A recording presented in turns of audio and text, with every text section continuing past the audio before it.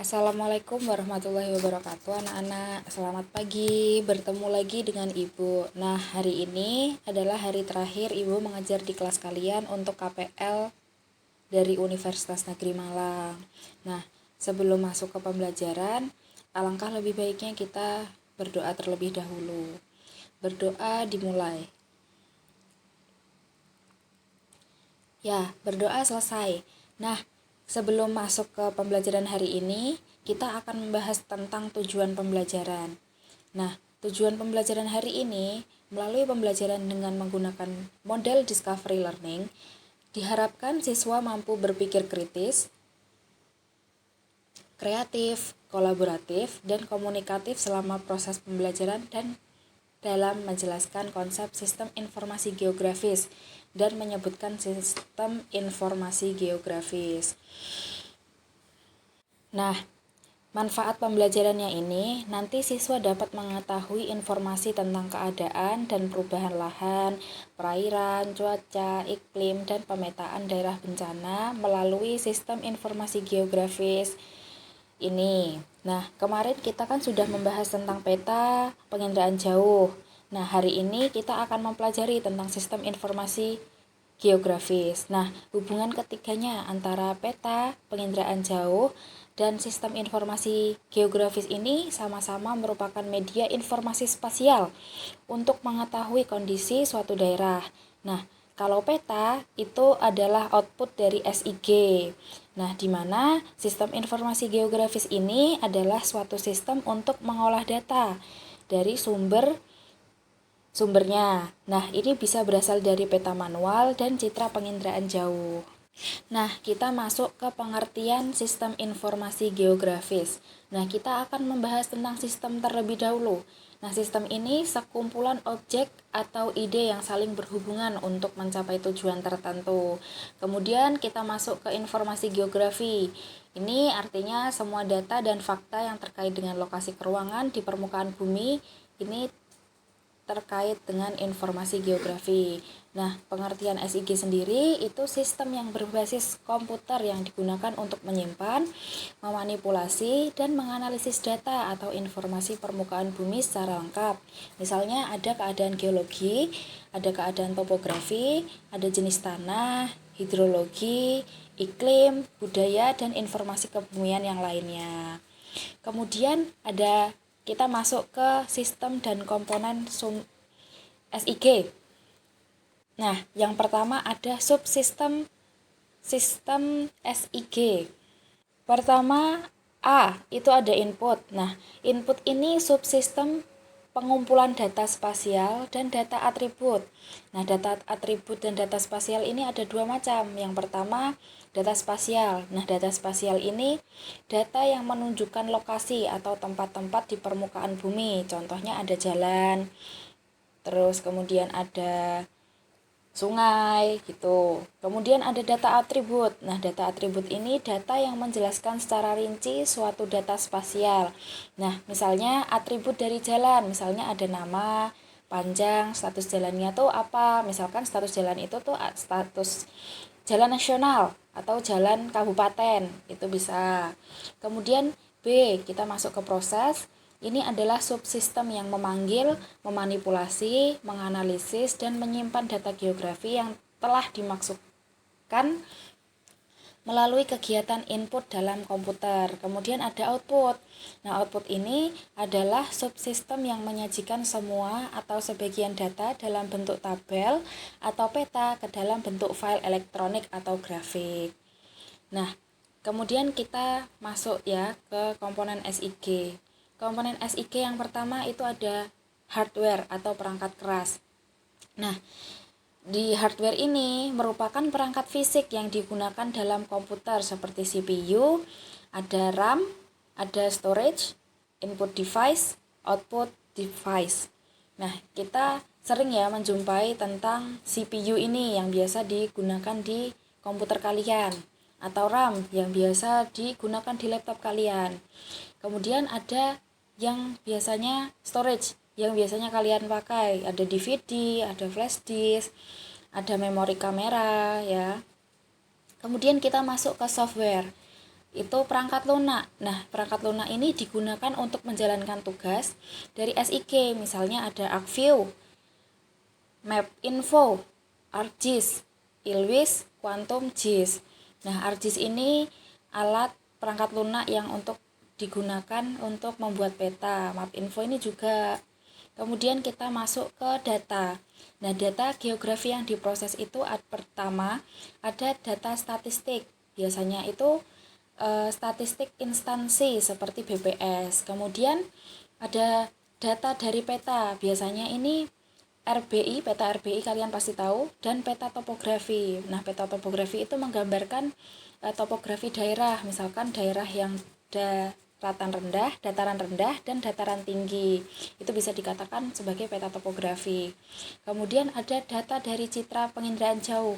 Nah, ini biasanya terkait foto udara atau citra atau radar. Kemudian yang keempat ada data lapangan terestris, yaitu bisa dikatakan seperti ketinggian atau kemiringan lereng. Kemudian ada metode atau model dunia nyata. Nah, di sini kenampakan realitas muka bumi dan mengelompokkan sesuai dengan karakter objek tersebut di permukaan bumi. Kemudian ada orang atau manajemen, penggunanya brainware.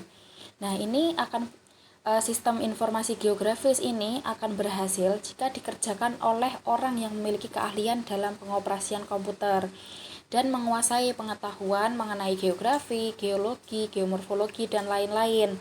Nah, kalian kalau misalkan mempunyai cita-cita untuk melanjutkan kuliah, kalian bisa melanjutkan di geografi. Nanti kalian bakal diajarin nih gimana cara membuat peta, membuat yang lainnya. Nah, kita sekarang masuk ke komponen SIG. Tadi sudah dijelaskan, di sini ada gambarnya, hardware. Nah, ini gambarnya. Kemudian ada manusia, ada datanya yang dihasilkan. Kemudian ada softwarenya yang digunakan untuk membuat.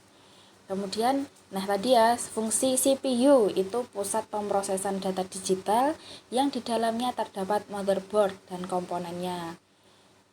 Kemudian ada monitor, biasanya ini seperti layar ini ya, komputer atau laptop. Nah, itu layar kaca yang berfungsi menayangkan program yang dijalankan oleh CPU tadi. Kemudian printer itu juga alat untuk mencetak data dalam ukuran yang relatif kecil. Kemudian ada plotter. Nah, ini biasanya untuk mencetak dalam ukuran besar. Kemudian hard disk itu alat untuk menyimpan data ke ruangan dan program yang lainnya. Terus ada digitizer, adalah alat yang digunakan untuk mengubah data terestrial menjadi data digital. Kemudian ada scanner, yaitu alat untuk memindai data-data ke ruangan. Nah, kemudian kita masuk ke data SIG. Data SIG itu ada data spasial dan data keruangan atau data ke ruangan. Nah, data dalam bentuk grafis yang menunjukkan lokasi atau tempat di permukaan bumi. Nah, ini dilambangkan titik, garis, dan pologon. Nah, ini ada data vektor dan data raster. Kemudian ada data non-spasial atau data atribut, yaitu data yang memberi penjelasan atau deskripsi atas objek di permukaan bumi. Kita masuk ke tahapan kerja sistem informasi geografi. Pertama ada pemasukan data atau input. Nah, biasanya ini penyiaman atau scanning. Nah, ini proses pengubahan data geografi menjadi data raster yang menggunakan scanner. Nah, data raster ini adalah data spasial keruangan yang ditampilkan dalam struktur matriks dan atau piksel-piksel yang membentuk grid. Nah, kelebihan data raster pertama itu struktur datanya sederhana. Kemudian data ini tuh mudah dimanipulasi. Kemudian teknologi lebih murah. Kemudian cara memperoleh datanya itu lebih mudah dan murah. Nah, juga ada kelemahan data raster. Data raster ini mempunyai kelemahan. Yang pertama, ada ruang penyimpanan dalam komputer yang besar. Harus yaitu. Kemudian satu citra raster itu hanya memiliki satu tema. Misalkan temanya itu peta topografi atau peta administrasi gitu doang. Kemudian ada 3, tampilan dan akurasi tergantung ukuran piksel. Jadi kalau misalkan pikselnya rendah, maka kualitas foto atau kualitas yang dihasilkan oleh data ini itu kecil. Kemudian ada penggunaan grid menyebabkan hilangnya informasi. Kemudian transformasi koordinat sulit dilakukan. Seperti gambar ya. Ini ada gambar yang point, line, area. Ini data rasternya seperti ini. Dalam bentuk point, bentuk garis, dan bentuk area. Kemudian ada tahapan kerja SIG, tahap digitasi. Nah, digitasi ini proses pengubahan data geografi atau data raster menjadi data vektor dengan menggunakan digitizer atau mouse pada komputer. Nah, data vektor ini termasuk data spasial yang ditampilkan dengan menggunakan struktur titik, garis, dan area. Tadi sama dengan data raster ya, data vektor, data raster, data vektor. Kemudian kelebihan data vektor itu pertama, ruang penyimpanan dalam komputernya lebih kecil, beda dengan data raster. Kemudian ada satu layer mengandung banyak atribut. Kemudian memiliki resolusi yang tinggi. Keempat, transformasi koordinat mudah dilakukan. Kemudian kelemahan data vektor ini memiliki struktur yang kompleks. Kemudian data tidak mudah dimanipulasi. Kemudian proses perolehan datanya itu lebih lama daripada data raster. Kemudian memerlukan perangkat lunak dan perangkat keras yang lebih mahal. Kemudian tahapan kerja SIG. Nah, ini ada tahap tabulasi. Nah, tahap tabulasi ini proses pemasukan data atribut melalui pembuatan tabel. Nah, dari hasil tabulasi ini akan membentuk basis data dalam komputer yang akan digunakan dalam pengelolaan selanjutnya. Kemudian ada penyuntikan atau editing. Nah, proses ini itu dilakukan karena untuk memperbaiki data spasial yang terjadi karena kesalahan pada saat melakukan digitasi. Kemudian ada transformasi proyeksi. Nah, ini tuh dimaksudkan agar memberikan nilai koordinat, garis lintang dan garis bujur pada peta yang telah dibuat dan sistem proyeksi peta yang digunakan. Kemudian ada pemberian atribut. Nah, ini pemberian atribut ini memberikan keterangan pada setiap objek. Misalnya tadi ya, jalan, nama kota, terus nama sungai, bisa itu. Terus kemudian ada pembangunan topologi. Nah, ini kita masuk ke tahapan kerja SIG di pengelolaan basis data. Nah, sistem basis data itu merupakan gabungan dari data yang saling berinteraksi dengan sekumpulan program yang mengakses data-data tersebut. Nah, beberapa pengelolaan data dalam manajemen basis data SIG itu antara lain ada pengarsipan data, kemudian ada pemodelan data bertingkat, kemudian ketiga ada pemodelan data jaringan, keempat ada pemodelan data relasional, kemudian kelima ada pencarian atribut dan database yang berorientasi pada objek. Nah, ini contohnya pengelolaan basis data. Tadinya datanya seperti ini, kemudian jadi seperti ini. Nah, ini tahap overlay. Nah, kemudian analisis data. Nah, ini tadi sudah ya, manipulasi, proses mengubah data agar lebih mudah dimengerti. Kemudian ada analisis. Nah, analisis ini ada analisis lebar. Itu misal pembangunan bendungan dengan analisis pelebaran daerah tepian sungai. Kemudian ada analisis penjumlahan aritmatika. Nah, ini fungsinya untuk menangani peta dengan klasifikasi dengan memuat berbagai informasi overlay. Tadi overlay, contoh gambar yang tadi. Nih, overlay ya ini. Ini land use-nya. Jadi ini gambaran permukaan bumi yang asli. Kemudian ini elevasinya. Ini data raster ya, termasuk data raster itu seperti ini. Tadinya gambarnya di aslinya seperti ini. Kemudian menjadi data raster seperti ini. Nah, ini juga data vektor. Tadinya seperti ini nih. Nah, akhirnya digambarkan menjadi seperti ini atau seperti ini ya.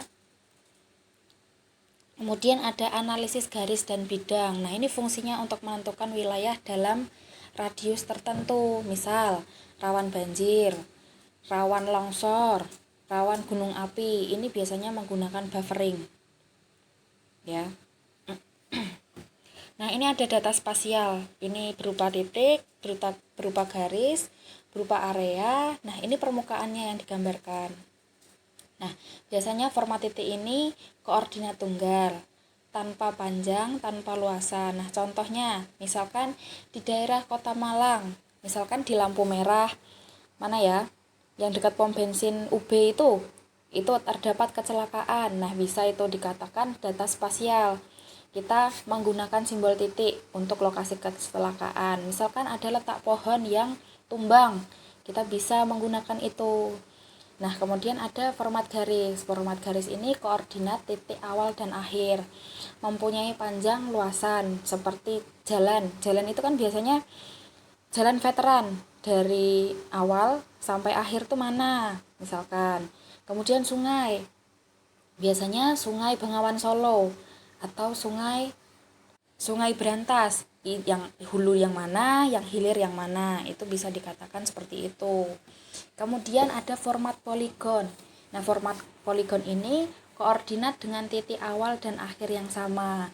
Nah, mempunyai panjang atau perimeter dan luasan. Contohnya, tanah persil dan bangunan. Biasanya hanya menggambarkan di daerah itu saja. Kemudian ada format permukaan. Nah, area dan dengan koordinat vertikal. Area dengan ketinggian, contoh peta slope atau bangunan bertingkat. Bisa ditemukan di daerah mall, Transmart atau Matos, MOG, itu kan bangunan bertingkat. Nah, itu bisa dikatakan format permukaan. Kemudian kita masuk ke data deskriptif. Nah, ini ada tabel, laporan, pengukuran, dan grafik anotasi. Nah, pertama ada format tabel. Biasanya ini ada kata-kata, kode alfanumerik, angka-angka. Biasanya untuk hasil proses, indikasi, dan atribut. Kemudian ada format laporan. Ini berupa teks dan deskripsi. Biasanya diperuntukkan untuk perencanaan, laporan proyek, dan pembahasan. Kemudian ada format perhitungan. Nah, ini biasanya ada angka-angka dan hasilnya. Untuk jarak, inventarisasi, dan luas. Kemudian ada format grafik anotasi. Nah, ini biasanya digunakan untuk kata-kata, angka-angka, dan simbol. Nah, contohnya itu biasanya dibuat untuk nama objek, legenda, atau grafik peta. Nah, kita masuk ke buffering. Nah, buffering ini pembuatan poligon baru berdasarkan jarak yang telah ditentukan, baik pada titik, data garis, data area, maupun data poligon. Nah, contoh buffering yaitu kenampakan jalan raya akan di-buffer sejauh 30 meter. Artinya, software ini akan membuat poligon baru sejauh 30 meter dari kenampakan semula. Nah, software yang digunakan memiliki kemampuan untuk menghitung jarak seperti ArcInfo dan ArcView. Nah, software yang digunakan dalam proses buffering ini harus mempunyai kemampuan untuk mengukur jarak. Oleh karena itu, pada proses manipulasi dan analisis data dapat dilakukan operasi pengukuran seperti pengukuran jarak. Nah, proses buffering ini sangat penting ya untuk menentukan area pengaruh suatu fenomena geografis. Dan buffering ini untuk menggambarkan wilayah sekitar titik, garis, atau area yang luas di sekitar poligon. Nah, ini contoh buffering. Peta kerawanan bencana Gunung Raung, Kabupaten Bondowoso. Ini ya.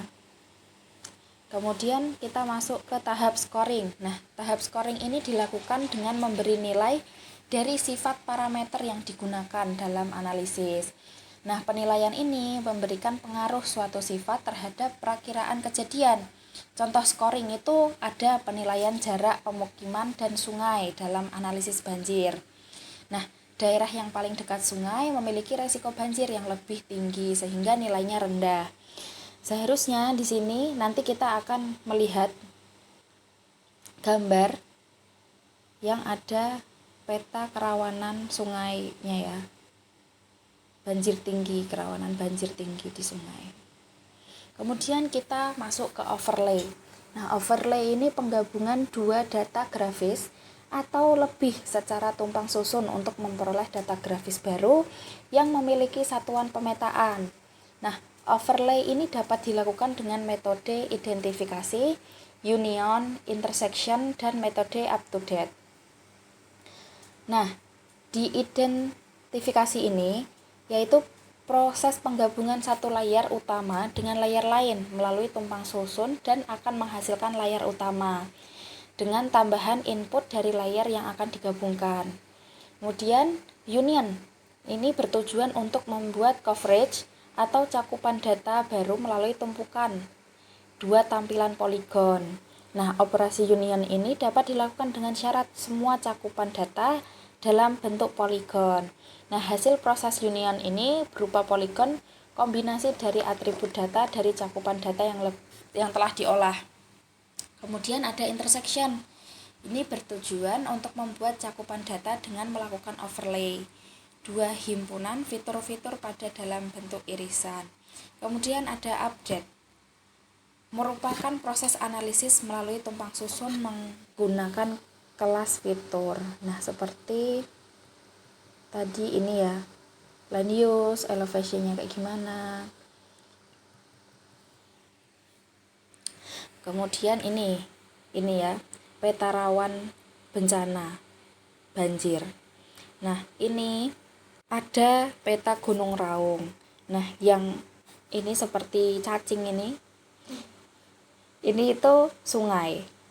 Ya, sungai. Nah, peta rawan bencananya yang di sekitar sungai ini. Jadi kalau misalkan di gunung ini kalau misalkan ada banjir yang dapat dievakuasi dari titik yang memiliki resiko banjir tinggi. Nah, ini ya gambarnya. Nah, kemudian ada output. Nah, ini hasil pengerjaan SIG yang dapat berupa hard copy dalam bentuk peta, tabel, laporan, dan bentuk soft copy yang berupa informasi digital. Nah, pada tahap ini, kegiatan yang dilakukan itu berupa pemberian layout pada peta. Nah, layout peta ini bisa komponen-komponen peta, yaitu kayak ada judul, skala, nama pembuatnya, gitu, dan penataan data yang dihasilkan. Nah, ini bisa ya, seperti ini, misalkan jalan, terus digabungkan dengan hidrologi, garis pantai, batas administrasi, geologi, land use, penduduk, dan tema lainnya. Ini dapat menghasilkan analisis spasial berupa misalkan aplikasi bencana alam. Ini dapat mendapatkan informasi bencana dari peta-peta ini. Dari data ini kita akan menghasilkan informasi bencana. Kemudian dari data ini di aplikasi lingkungan hidup kita dapat mendapatkan informasi lingkungan hidupnya gimana. Berdasarkan jalan, hidrologi, garis pantainya, batas administrasinya, geologinya, land use-nya, penduduknya. Kemudian dari data tersebut kita juga mendapatkan informasi tata ruang dari datanya. Kemudian ada tema lain. Itu bisa menghasilkan aplikasi lain atau informasi lain dalam sistem informasi geografis. Nah, ini ada peta kabupaten ya, peta kabupaten. Kemudian ini juga ada datanya, data dari BPS. Nah, gimana cara menggabungkan? Misalkan ada peta dan ada data. Nah, ini bisa menjadi data wilayah administrasi. Contohnya seperti itu, overlay. Nah, ini ya, keterangan titik. Satu titik ini mewakili 200 jiwa. Kalau misalkan 10 titik berarti berapa? 200 jiwa kali 10. Nah, ini juga bisa menggambarkan daerah kepadatan penduduknya. Misalkan nih yang hijau sekali atau hitam ini, hampir hitam ini 5.000, penduduknya banyak sekali. Beda lagi dengan yang warna-warna yang lebih muda. Kemudian ada proses pengolahan data. Nah, sistem data terpadu dalam komputer ini kayak peta, terus ada sumber data yang tersebar. Kemudian ada juga pengecekan data. Pengecekan data dilakukan dengan pemanggilan kembali data geospasial, itu biasa dicek secara manual. Kemudian analisis data, itu menggunakan data spasial, analisis spasial dengan buffering. Overlay ini bisa dilakukan, yang pertama kalian dapat menyiapkan peta dasar, kemudian tumpang susunkan dengan kertas transparan, kemudian gambar batas antar wilayah. Nah, kemudian analisis data yang tersedia dan sesuaikan simbol yang digunakan. Kemudian tempatkan simbol-simbol pada peta yang dibuat. Jadi seperti ini. Nanti kalau ada titik ya digambar titik. Jadi kayak gini nih. Misalkan ada data, ada peta, kemudian dibikinnya seperti ini. Jadi peta administrasi. Nah, kemudian manfaat SIG untuk inventarisasi sumber daya alam. Itu ada pemetaan persebaran sumber daya alam, ada pemetaan persebaran peruntukan lahan. Kemudian untuk mengetahui perubahan lahan tersebut, bisa untuk mengetahui daerah bencana. Nah, untuk perencanaan pembangunan itu dapat untuk manajemen tata guna lahan, kemudian ada pengawasan daerah bencana, kemudian perencanaan wilayah dan kota, bisa juga investasi bisnis dan ekonomi, kemudian ada pertahanan dan komunikasi. Nah, untuk kajian kesehatan lingkungan, kita dapat itu memantau dan memonitor penyebaran penyakit seperti COVID yang ada di Kota Malang misalkan.